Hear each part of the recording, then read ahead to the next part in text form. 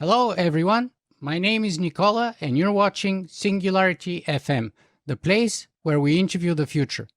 Today, we have a very special fireside chat episode produced specifically for our friends at Women Go Tech from Vilnius, Lithuania. The topic is augmented reality, and our guest is the one and only Galit Ariel. Galit is a digital hippie, a techtivist, designer, augmented reality expert, TED speaker, and book author. So, welcome everyone, and hello, Galit. Hi, how are you? Fantastic, Galit. I'm very much looking forward to our conversation. So let's jump right in. Can you perhaps share with us what is a digital hippie and what is a techtivist? Well, I think it's two sides of the same coin, really. I started using the term digital hippie when I jumped back into technology, and I was quite surprised that despite the fact that most of the tech companies are talking about human-centered tech, they're not actually acting as human-centered tech companies, but as revenue-centered or data-centered companies. And I just wanted to emphasize that you can create tech for humans. You can believe in equality and inclusion and diversity and be profitable and create bleeding edge tech. So I started using that term quite early on in 2015. And it was nice, besides the fact that people just thought I don't shower much, which is a lie. But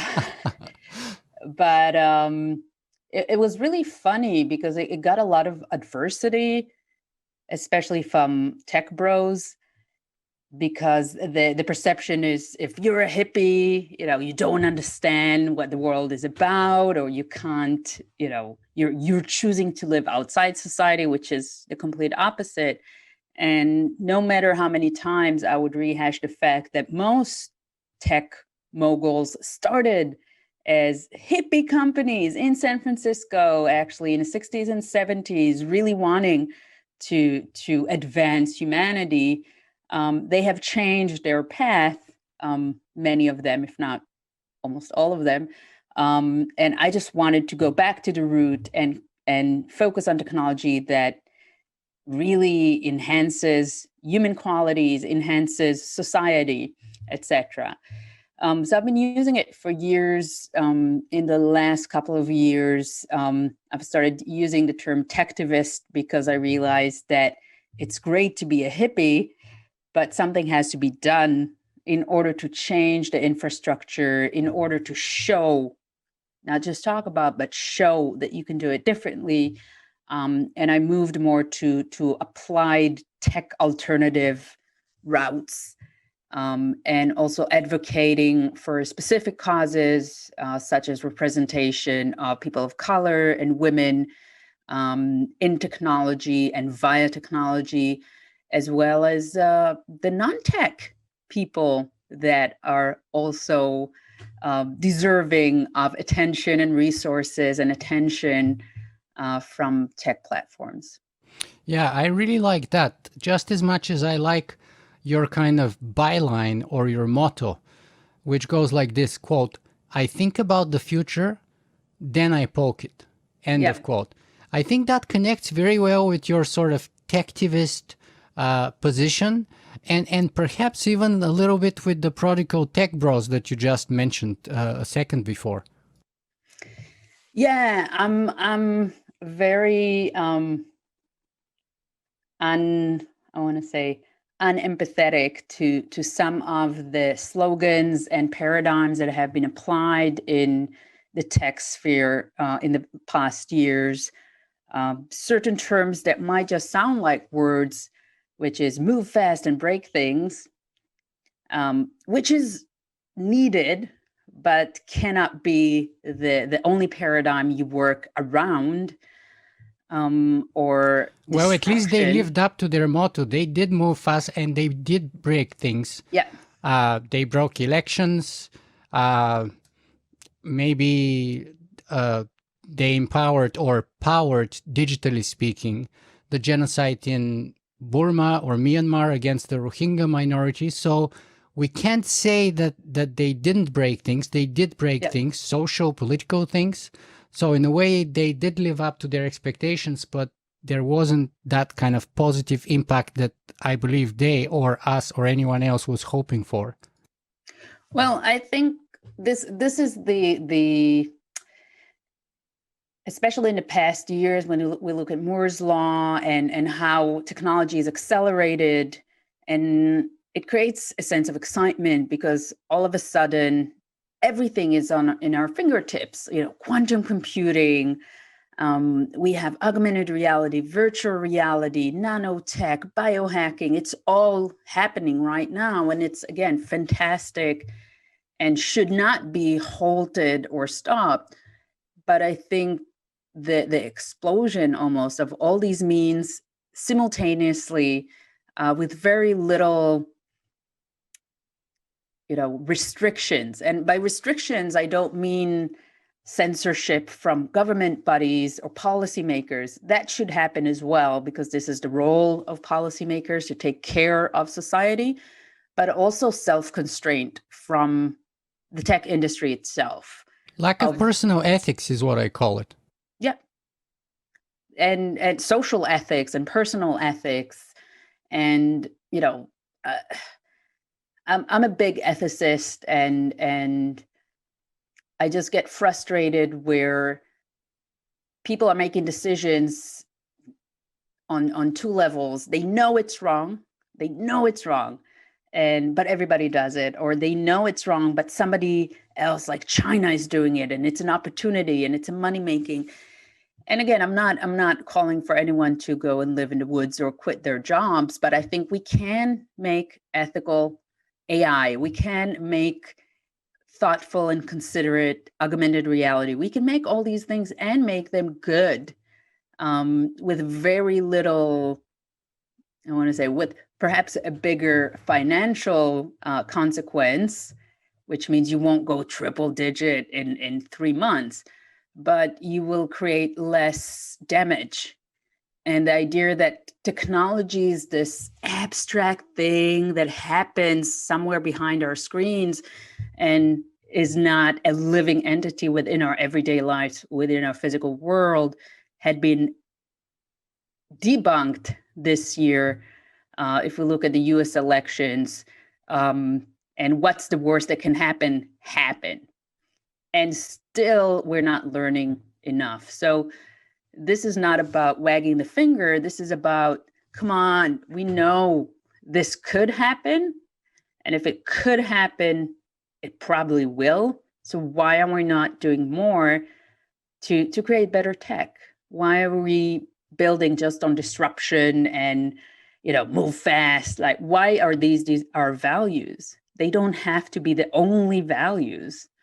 Yeah, moving fast is fine enough. It may be necessary in our ever-accelerating technological world, but it's definitely not sufficient. And if you're taking exponential the wrong thing, garbage in, garbage out, right? Yeah.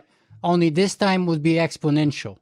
So it's even worse than before, right? Yeah. But you can also create exponential damage. Nobody's talking about that. Exponential goes both ways. Precisely. That's my point. Yeah. So, but let's shift our conversation here towards the topic of our conversation today, which is augmented reality. So let's start from the beginning. Let's start with the most important thing, which is to say defining our terms. So help us out here. What is augmented reality and how is it different from virtual reality?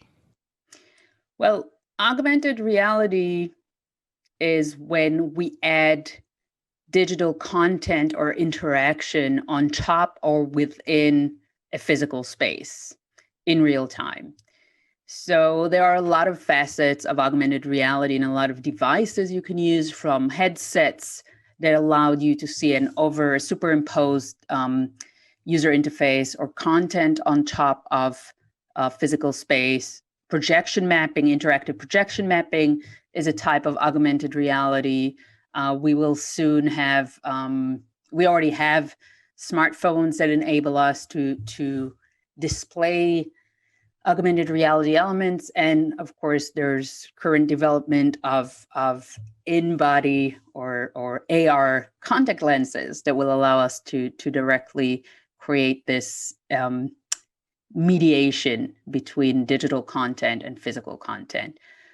Virtual reality, on the other hand, is when I want to say the whole event happens within virtual space.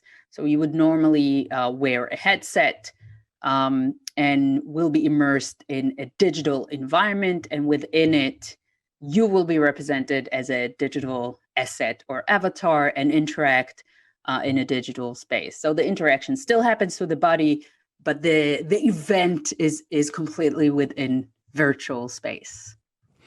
So let me ask you this then. What's wrong with reality? Is reality not cool anymore? Like real reality? Like, why do we need to replace reality or to augment it for that matter? Well, we don't. Reality is fantastic. I mean, it can be terrible as well, but it is the basis of our existence. And through my work, I always try to claim that even with augmented reality, we don't need to hijack or replace, but we can add things to it that are useful and enjoyable. I don't think we will have a 24/7 augmented reality or virtual reality existence. I hope not. I don't think it's necessarily a good thing because we are in our bodies. I love my existence as a humanoid biological creature. I'm not trying to escape it, but as Douglas Adams used to call us, bipedal ape descendant life forms. Exactly. And I love Douglas Adams. I love, he's one of the first science fiction writers that I read, and probably one of those that shaped my perception about the world, which is not black and white. I always say it's black and white and weird. And I love embracing the weirdness. The beauty of reality is the weirdness. It's the unexpected. It's what makes us humans. And I don't think that augmented and virtual reality, the tools we have right now, are yet representing the weirdness. They're representing, a lot of the time, monetary needs, like, let's see how this looks on me or in me. A lot of I want to say purchasing and marketing strategies, which is fine. It will always happen. But what I find exciting is the ability to deploy the human imagination with all its weirdness and all its awesomeness, and make untangible ideas become, I want to say, pseudo reality. Because we will see them and experience them. Thus, they will be real to us, although they won't be reality. I think we are in the cusp of an amazing opportunity to integrate the unlimited potential of the digital space within the familiar and inherent physical space that we belong to. And that combination, in my mind, is fascinating and amazing, and almost an evolutionary phase. Merging the possible and the impossible, understanding the limitations and the power of each is a transcendental concept. Is there no risk, however, that we perhaps may lose touch with reality, someone would say? So we live in the world, politically speaking, of alternative facts. We live in post-truth. Are we going to live in post-reality, where each one of us is already perhaps in their own bubble? Now layer another layer of that with augmented reality, and then with virtual reality, and then aren't we risking of losing complete touch with reality? I want to say yes and no. No, in the sense that I don't think we'll ever, if you look at movies like Avatars and The Matrix or Ready Play Go, I don't think we'll reach there and the last year taught us that as much as we're now obliged, not even choosing, but obliged to live on the technosphere, we're on the other hand feeling the urge and need to be in the physical even more. I always say that 2020's killer app was sourdough bread. So as everybody were, talking about everyone are going to be online all the time, what we're seeing is actually people are yearning and searching for this physical connection, this one-on-one connection. So in that level, I trust that despite whatever deviation that will happen, and it will happen just like it did with social media, it's a pendulum, we will always go back to the physical because, again, we need it. We're biological entities, and our bodies had tens of thousands of years of evolution that cannot be hacked by technology and be replaced so easily. And if we try to, this exponential growth is actually physically impossible because you need computational power, you need energy. And that energy that we have in the world right now is not exponential, it's finite. So there's always this feasibility of it. And I don't honestly think it's feasible at least in the next few years, 10, 20 years, really. I think that's a great point, actually, because one thing that we've learned in 2020 is that we love our technology, we need our technology, but we've learned it's not enough. Yeah. We've learned that we need to go out, we need to meet physical people in physical space, we need to physically touch them, to hug them, we need the physical social interaction, and we need more than technology can give us. In other words, it's necessary, but it's not sufficient, is how I like to put it usually. So, but let me ask you a personal question here, though.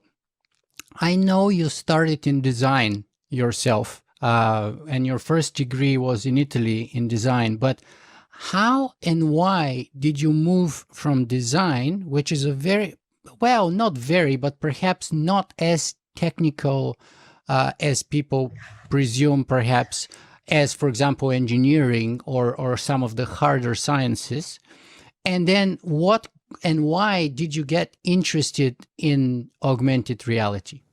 So first, let me clutch my design pearls when you say it's not technical.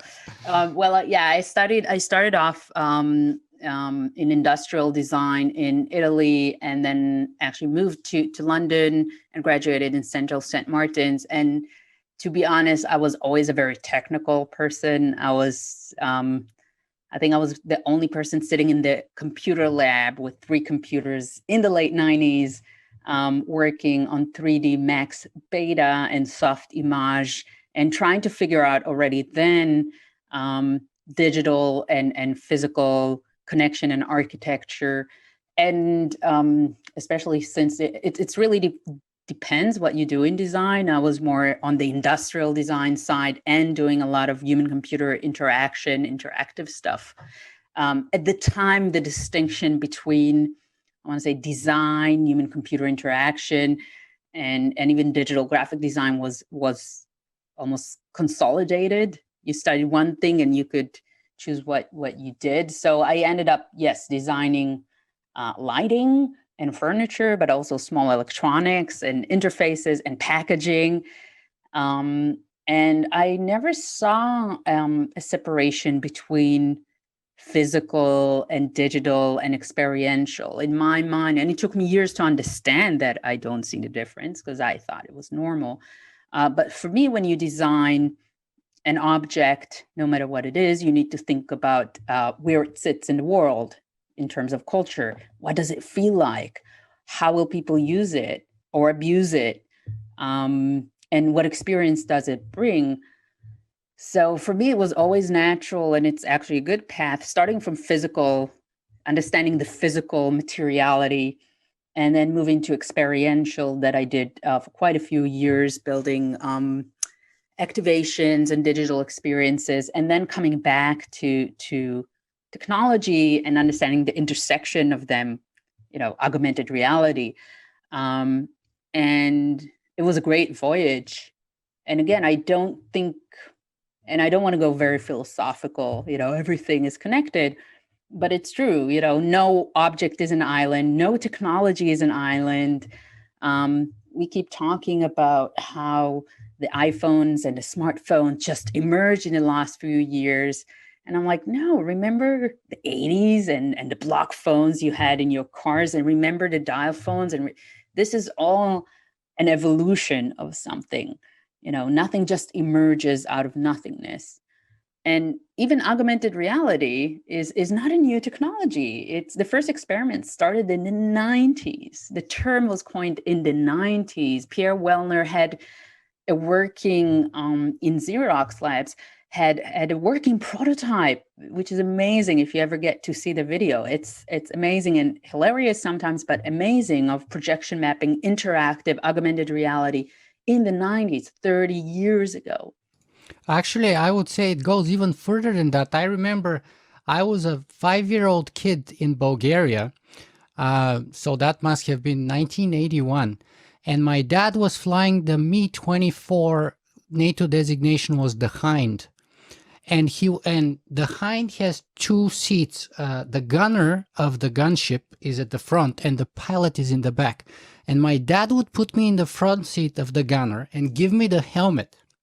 And the helmet had the targeting mechanism as an augmented reality projected onto the world. And I was this 5-year-old kid moving my head like this and looking at, wow, this is so cool. And the gun would move underneath me, right? So it's been probably at least 50 years. And before that, we had it on fighter jets and all that stuff. Yeah, it started actually from aviation. You know, and military usually, and military application. use, like a lot of technologies, if not almost all of them. But but for commercial use, it was available in the 90s, and 30 years later, not that it's not diffused, because everybody are using augmented reality all the time, through the filters they're using that might look very simple and banal, but they're actually the most diffused augmented reality interaction that we still have. So it's been there for 30 years. The same with VR. VR, you maybe a bit earlier, you can go back to the late 60s and 70s, but computational, computer vision and computational interactive real-time systems are not new. But now they are affordable and accessible for a lot more people. So now we have to really think about, what does it mean? And going back to your question, will it really create a social experience or an individual metaverse where we're all living in a separate reality? And I hope for the first. And I hope, again, not just in terms of regulation, but in terms of our own aspirations, and our own, as technologists and creatives and artists, to understand the impact of the structures and the companies that are being made, and really question ourselves, like, why are we making them? Is it because everybody's doing it? Is it because we just want to make money? Or are we really building something that has value, that makes things better, hopefully? And if it doesn't, it can be altered to be better. Let me ask you this. Why should anyone who is not involved as deeply in augmented reality as you are, anyone from our audience perhaps, why should they care about augmented reality? What's in it for them? Well, it's coming and it's inevitable. And the same thing as social media. This is something that is going to touch us, if it hasn't touched you until now. And the power that it has in altering the way we experience the world is tenfold larger than social media. So social media is limited to a screen. It's you basically choose to go on it or not. And even though you know it's a separate sphere, look at how much it affects our mental health, how much people are dependent in terms of their belief, of their social status, of their looks, of their interactions, of their relationship, and of the way they perceive the world and the truth and politics. And this is just, I want to say a 2D, a flat platform online. Now imagine when it comes out of the screen and all of a sudden you have these interactions infused in your everyday life around you. When you have advertisement that are placed on your living room table, even without you noticing it, the colors around you may be changed slightly in marketing techniques. Some persuasive and dark UX mechanisms are nudging you to behave in a certain way. Some truths are being planted in your world. This is serious stuff. This is, reality altering stuff. And it's highly persuasive, and it sits in a world we already exist. We don't step into it. It steps into us, into our world. And that's very concerning. That's why when I wrote my book, I called it Augmenting Alice. This is, Wonderland coming to Alice. Wonderland, for better or worse, being all around us in a place we're conditioned to believe and trust. And this comes back to your question, and I'm scared that from a post-trust world, we'll move to a no-trust world. Absolutely, and tremendously. And this is why I'm acting now before it comes, to advocate for better implementation of augmented reality, to promote. That's where the poking comes in. Yes, because I'm kind of like, why does it have to be like that? That's my poking. Because when everybody said it needs to be exponential and disruptive, I'm like, no, why? Why can't it be constructive? Why can't it be, grow inclusive naturally? Why can't it be inclusive? What are we talking about when we talk about, advancement? So, for example, I don't know if you've seen Unreal Engine, amazing company,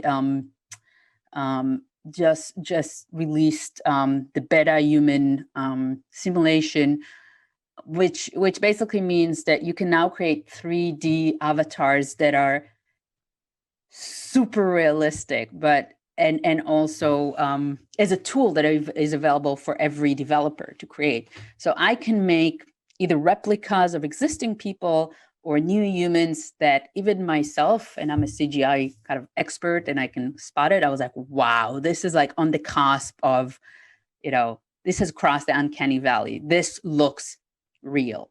So when we talk about deepfake, when we talk about truth, and when we talk about what can we trust, we're coming to an age we might not be able to trust our eyes, our own senses.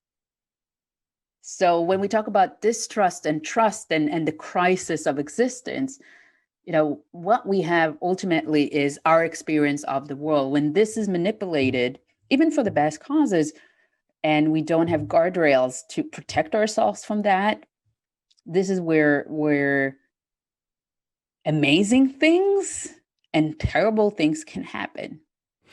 Let me ask you this here, because in my keynote, I argued that women are, or at least should be, the future of technology. Where do you think that women should fit within technology in general and augmented reality in particular? Because you're a woman, I'm not, but if you turn on your TV today and you watch a popular program about technology, chances are you would see Bill Gates, you would used to see Steve Jobs, Eric Schmidt, Larry Page, Sergey Brin, Mark Zuckerberg, Elon Musk, Steve Wozniak, you name it, you get my point. They're all the same looking white guys. They look like me. They don't look like you. They're not a woman, obviously. So why should women want to go into that field? Why haven't they gone into that field before?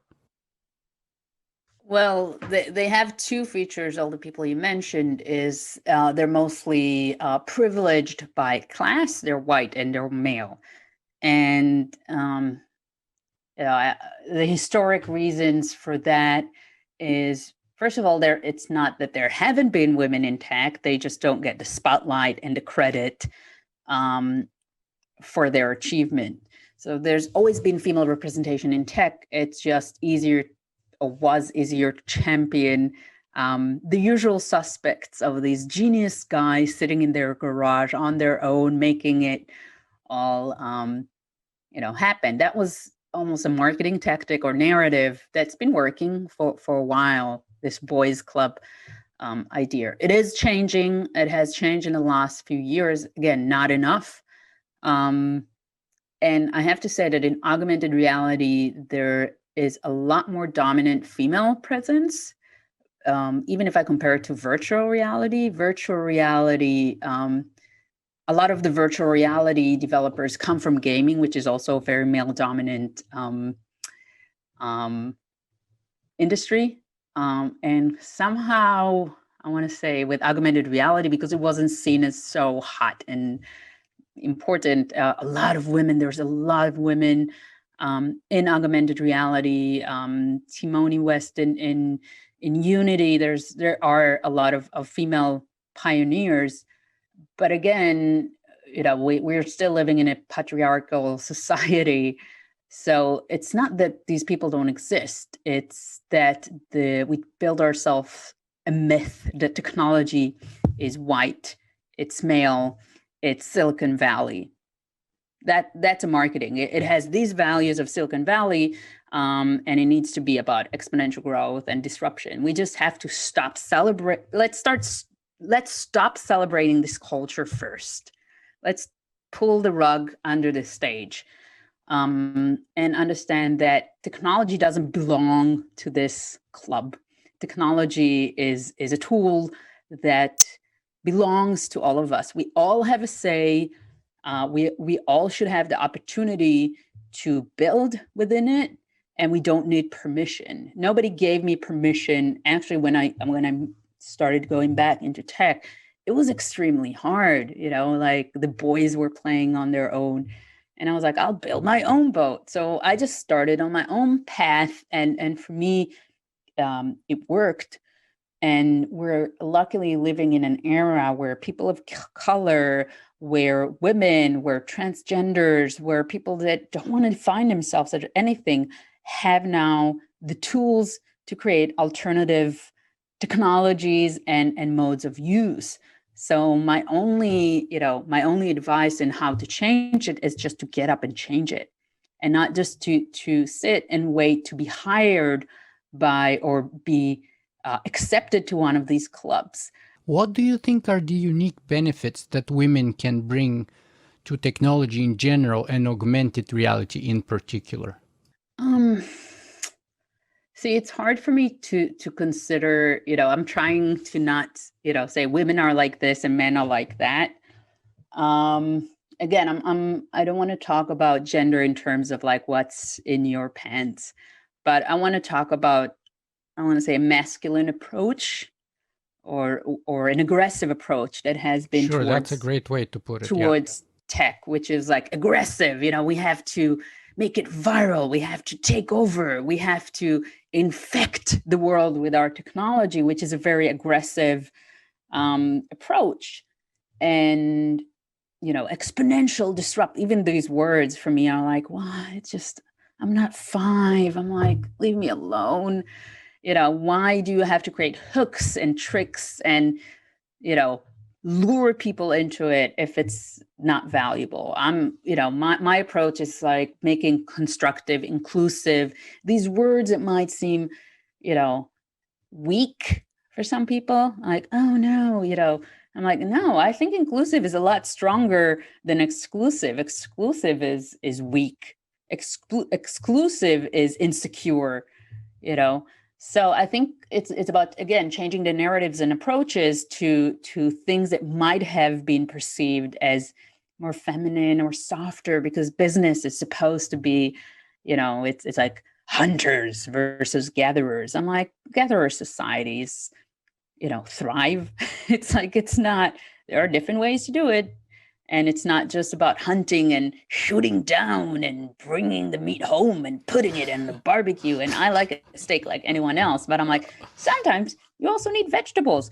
And let's talk about pastries. Well, Pastries I'm are vegan delicious. actually. Yeah. But let me ask you this: what can men do to help within that process?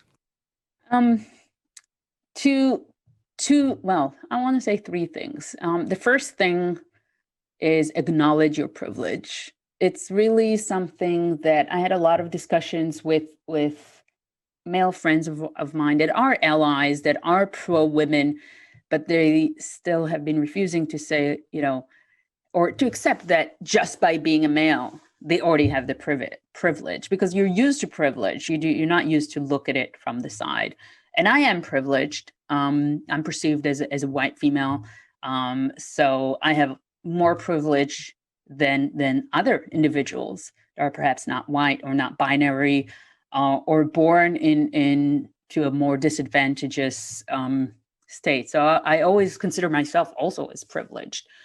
Um, so first of all, acknowledge it, and don't accept everything you're getting as like your own virtue. Really balance, like, what's the privilege and what is my virtue, and keep yourself in check. That's number one. Number two, is just help anyone that needs your help. Really, and don't help people to get credit. Just help because it's normal, because it's nice, because why wouldn't you? Helping other people does not take away from ourselves. Saying that somebody else did a great job or is worth the recognition is not going to take away from whatever you did. So again, it's a matter of confidence. And the third is, and it's the not nice thing to say, if you can't help, step out of the way. And this is something that is very hard for people, because they're like, oh, I can only help if I, hand over something that is mine, like send the elevator down. I'm like, why are you in the penthouse to begin with? Did you consider to get off the penthouse? And, if you're offered an opportunity, have you thought about offering it to someone else if you don't really want it? So I'm kind of, it's hard to judge, and it's a case by case, but it's, for me, it goes back to just be normal, just be human, just don't be an a-hole, rule of thumb. And that's it. What can mentors and community help with within this process? In terms of mentorship, I think Aren't they crucial elements that to me it sounds like what you're saying makes total sense, but mentors and communities sound to be like enhancers or accelerators of this process. If you have the right mentors and if you have the right community where you can find your own voice, where you can help it grow, help it stronger with the help of the mentors and with the help of the community. I think the role of mentors is almost, yes, the same, is amplify and enhance, even if it doesn't benefit you, even if it doesn't echo what you're saying, amplify the field. Let's start it by that. And be a truth teller. Sometimes I see mentors that think that they should be personal development coaches, just say like, you can do it. And I think the role of the mentor is to teach not just positive attitude, but also how to avoid potholes and how to develop in one's own way, not just my way. Right? I developed in a certain way and it worked for me. And when you have somebody in front of you, you have to see them for what they are, because otherwise we're creating these little clubs of like, this is how you behave. You're enhancing yourself, your way of living, and not the person in front of you. So be a truth teller, be honest, be vulnerable even, and help the other person amplify their own voice, or if you can't, step out of the way.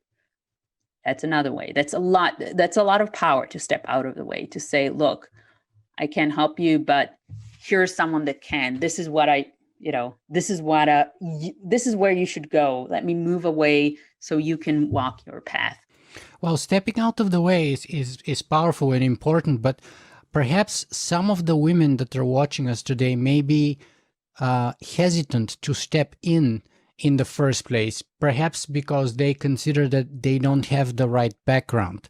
Perhaps they think they don't have the right credentials. Perhaps they come from the arts or the humanities or the so-called soft sciences. So now they are kind of discovering this passion or this interest in technology in general, whether a startup, whether engineering, whether techpreneurship or what have you, whether design, but they may feel hesitant to step in because they lack those credentials that are kind of necessary and required. What do you want to tell to those women? We need you. Basically, the idea that you need to, yes, you need to know certain tools and certain elements in technology to work in technology, of course. But you don't all have to have the same background and tool set. Actually, by having the same background and tool set and etc., this is what makes it, I don't want to say boring, but more limited. It limits the field. We need, again, my background is also mixed. I came from design. I didn't come from coding. I actually don't code. I use 3D software. I use other tools. People help me to code when I need to. But I'm living within the tech world. I'm expanding it. So if you come from humanities, if you come from other, disciplines, just, again, don't wait to get permission. Don't let anyone tell you don't belong there. Just step in, look around you and see what you can do and what you can add. And you can 100% add. Poke the future. Yes. Just step into the future. Make that future yourself. Poke it. I like that a lot. Yeah. Let me ask you this, though. We're talking a lot about this kind of supposed shift in technology. But let me ask you this, and this could be perhaps one of our closing questions here. Is it really a shift in technology, or is it really a shift in humanity that we're observing? Both. So technology, that used to be a field that was very, I want to say, detached from our everyday life. Let me separate it. We always had technology. A table is technology. So we always have technology in our lives. But if I talk about computational arts and computational means of technology, used to be indeed something very specialized, very secluded. It lived in labs and in the white rooms of tech companies. And now that technology had changed, technology became more accessible. The user interface is easier. There are so many more tools. It's cheaper to have devices that would have been insanely expensive a few years ago. Now it's the time to indeed democratize technology, not just in sense of consumption, that everyone can buy it, but that more people can create it and influence it. And it is it's part of our everyday lives. Again, technology belongs to all of us and can be shaped by all of us. So I think we have changed by technology for sure. We now take for granted connectivity. We take for granted certain abilities that we have. Galit, what is the most important message that you want to send to the women from Women Go Tech Conference? The one thing that they should perhaps take away from this conversation with you today, the most important thing. Fear less. That's it.